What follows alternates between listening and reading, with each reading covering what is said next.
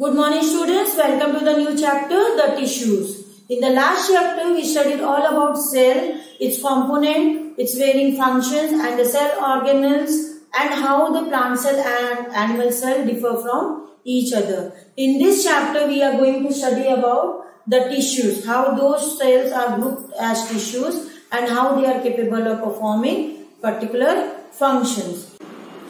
So, coming to this chapter, the cells, as we have studied the cell theory, the cells arise from the pre-existing cells. So, cells undergo cell division and multiply themselves into numerous cells. Now, out of those numerous cells, some of the cells, group of cells, take up a special shape and size to perform particular function. Those group of cells that perform a particular functions are known as tissue. So what is a tissue? Tissue is a group of cells.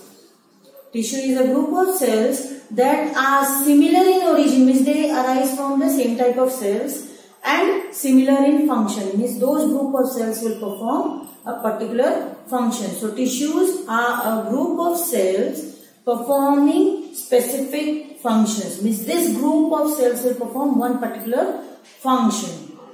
Now this group of cells, or what we call as tissue now, are clearly differentiated from other cells. So this differentiation, what you see, is by the process known as differentiation.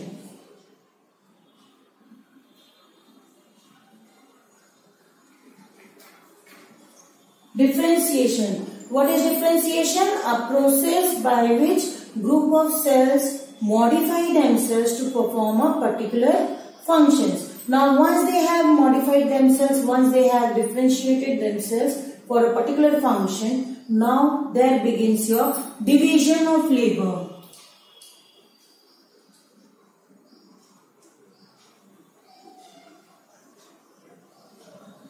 There begins your division of labor. A single cell that is capable of existing independently and sustaining life are unicellular organisms. But as we come to multicellular organism where more and more cells are required, so all the cells have to perform one particular functions, different specific functions in order to help that organism to survive. So now what will happen? Different cells will take up different function, and thus the outcome of the entire function, the outcome of the function of the entire group of tissues result in the function of an organism. This is known as level of organization.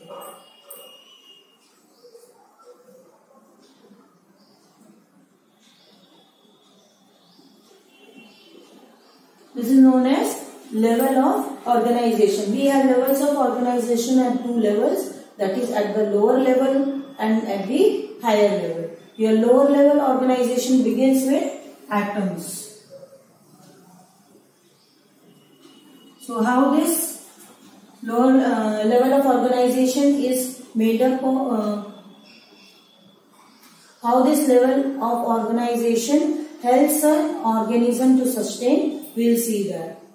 It begins with atoms. We all know our body is made up of different types of elements like your carbon, hydrogen, nitrogen. So they all are at the atomic stage. These atoms, number of atoms will combine to form molecules. Now what are these molecules? Compounds. Just like we have carbon dioxide, now when we eat food, it gets digested into carbohydrates or glucose, proteins, fats, all these are nothing but the molecule. So atoms we have sodium, potassium, calcium, chlorine, etc. All these are some of the atoms of which our body is made up of. Then these atoms combine to form carbohydrates, proteins, fats, enzymes, hormones, etc. etc. So what are they? They are compounds, molecules of these atoms. Now different molecules combine to form one cell. This is what we studied in the last chapter, how they are made up of. Cell membrane is made up of phospholipid and proteins. So like this, number of compounds combine together to give a shape called cell. This cell, group of cells now will combine together to perform particular function. We will get the tissues. This is what all our chapter is about. So now group of cells performing number of cells, performing particular function, tissues. Now group of tissues. For tissue you can take example as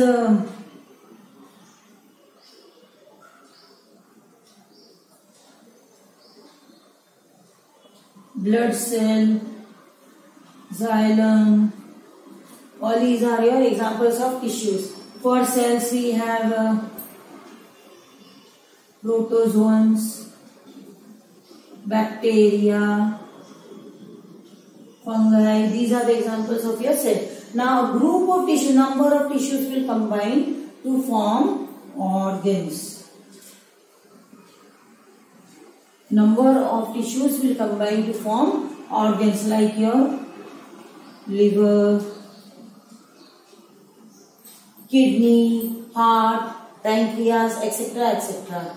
Now what happens when we talk about organs? An organ has number of type of tissues in them.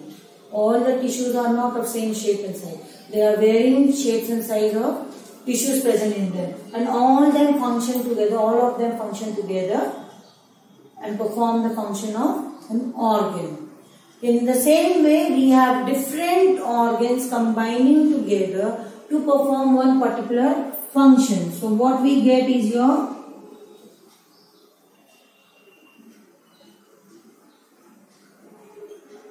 organ system. Example,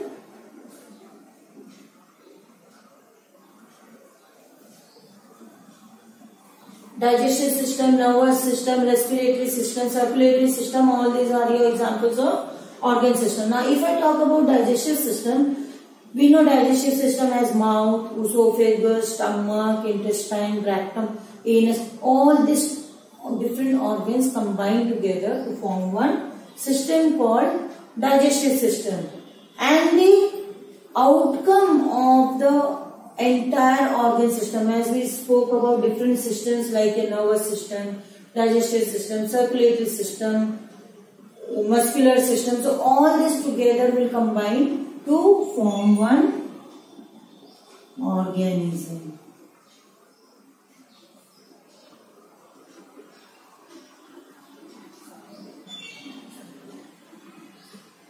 They will combine to form one organism. So this is how your organism come into existence. It's a very complex process beginning at the atomic level, because we know every life begin as single cell. Every life begin as single cell. So what is cell made up of? They are made up of different compounds and ions, atoms. Up to organism, right from atom to organism, this is your low level of organization. This is your lower level of organization, beginning with atom and ending with organism. Now coming to higher level, this organism, number of organism of the same species, of the same type, living together in an area is called population. Is called as population. And such populations of different species, like in our locality, what do we have? We have human species, we have species of cows, population of cows, we have population of dogs, we have population of certain birds. So all the populations together in an area constitute your community, which is higher than your population. And many such communities interacting with the environment. Many such communities interacting with the environments are known as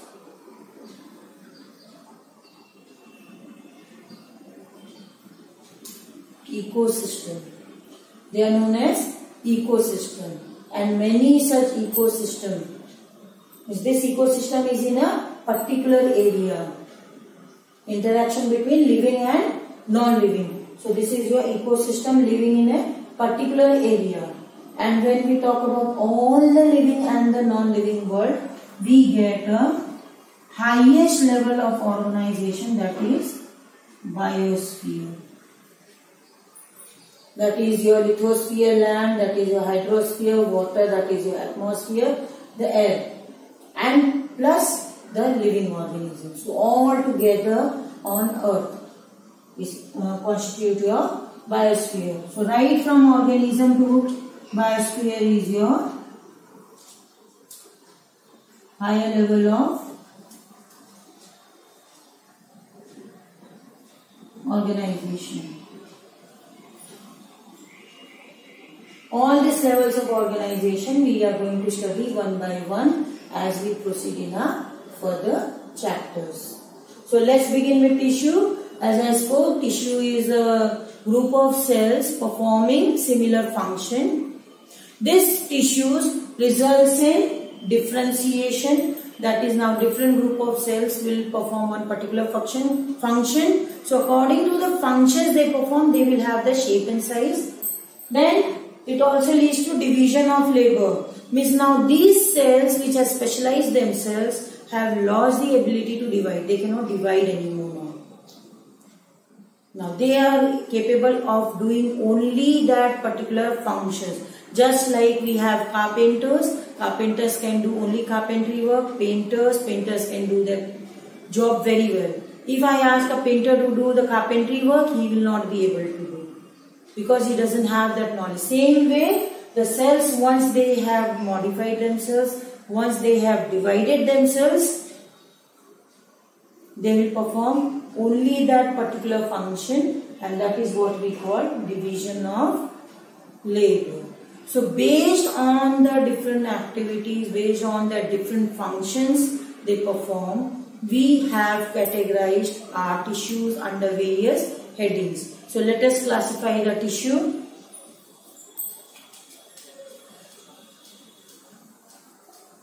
Tissue as a whole has been divided into two parts. That is your first is your plant tissue and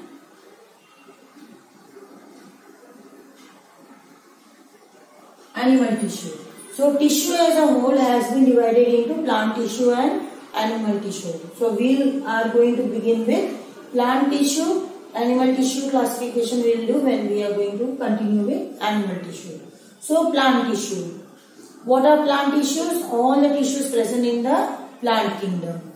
They are divided into, plant tissues are broadly divided into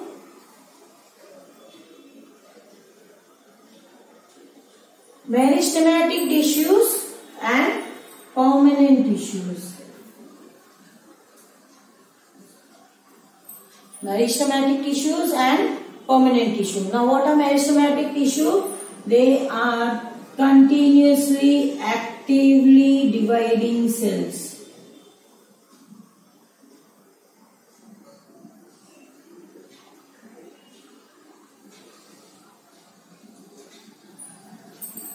Meristematic tissues are continuously or actively dividing cells, whereas permanent tissues are non-dividing cells. Means they are the cells which have specialized themselves for particular functions. So permanent tissues are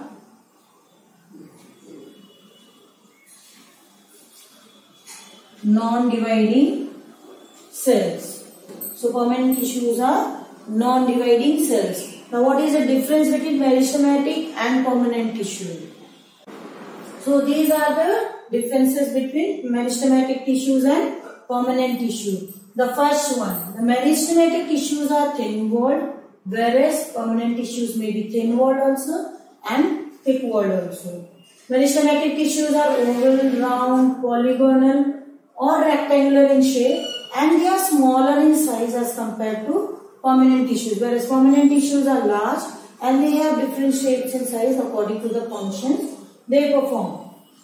Next, meristematic tissues have dense cytoplasm, prominent and large nucleus. They have dense cytoplasm and large nucleus, whereas in permanent tissue, nucleus is small, generally present at one of the corners of the cell, and cytoplasm form a thin lining around the periphery of the cell. This is because of the vacuoles. Permanent tissues have large vacuoles and their permanent intercellular spaces are present.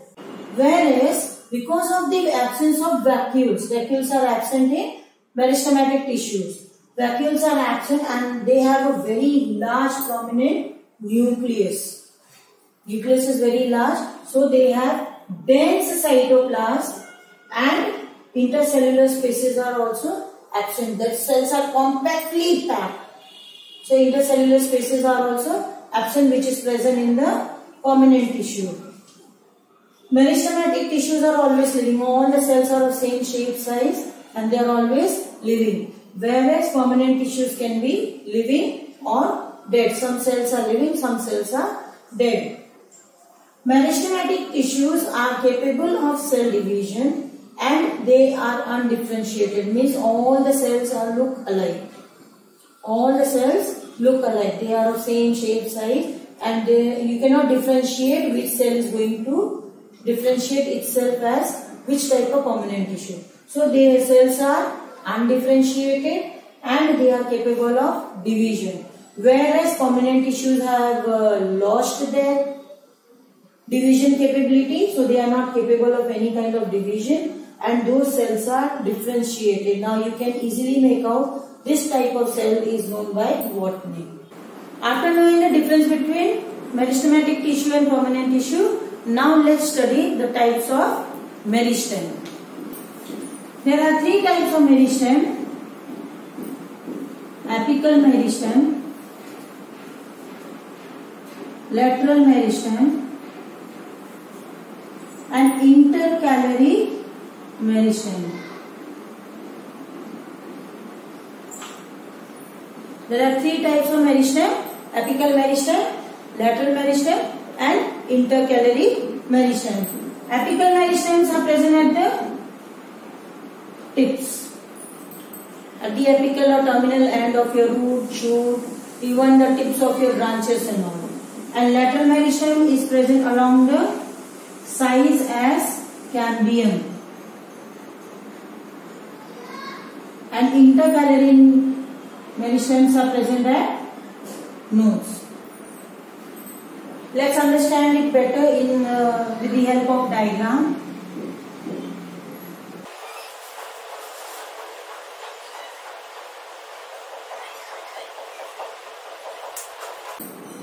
So you will see this is your tip. So tip consists of apical meristem. So this is your apical meristem. Then comes your at the nodes. This is your intercalary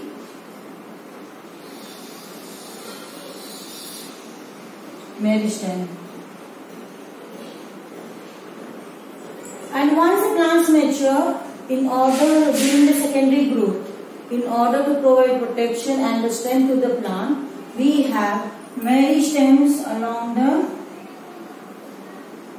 sides as cambium. So this is your lateral meristem. What is the function of these meristematic tissues? At the tip, when the cells continuously divide, this results in the increase of length of plant. Increase in length of plant. Then at the nodes, the meristematic tissues present at the nodes, this results in giving rise to new branches. When the leaves fall off or the plants grow tall or the tip part or the apical part of the plant is cut off due to any reason, that time what happens? This intercalary meristem gives rise to new branches. That new branches arise from the nodes. And lateral meristems, they form the cork of the plant. They form the cork of the plant present just below the bark. So this is your bark. This is your bark, and the red part is your lateral meristem, which is situated just below the bark of the plant. If I take a look at the entire plant,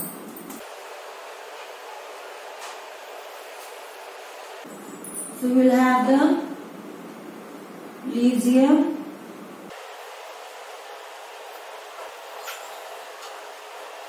then branches arising, again tip, you will have fruits. So if you look, this is your apical meristem.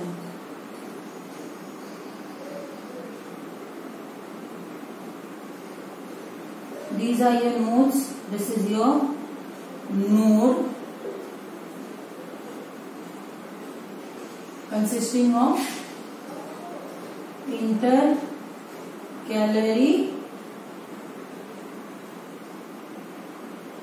meristem.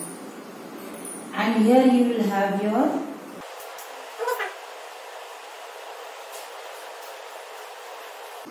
when the plants mature and the secondary growth take place, this is your lateral meristem. Then coming to roots,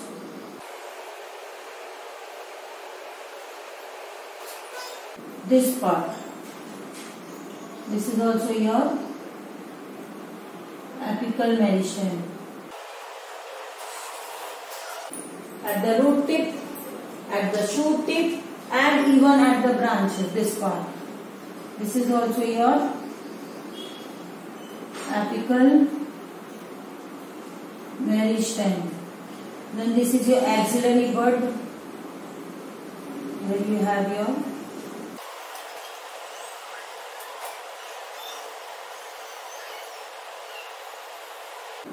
this is your axillary bud. Now in this axillary bud also this tip part, this is your apical meristem. So you will see wherever the tips are present, tips are present at the apical or the terminal end, the highest most position. There you will see apical meristem. Then you will see apical meristem at the tip of the root also. New branches arise. At the tip of the new branches also apical meristem is present, and in the axillary bud, the tip of the axillary bud is also made up of apical meristem. Then coming to intercalary meristem, wherever the nodes are present, all the nodes have the intercalary meristem. And once the plants mature, lateral meristem leads to the increase in the girth of the plant, the width of the plant, whereas apical meristem results in the increase in length of the plant, and intercalary meristem gives rise to new shoots or new branches at the nodes. So this is all about your meristematic types and the position and the function of meristematic tissues. In the next video we will study about permanent tissues in detail. Thank you.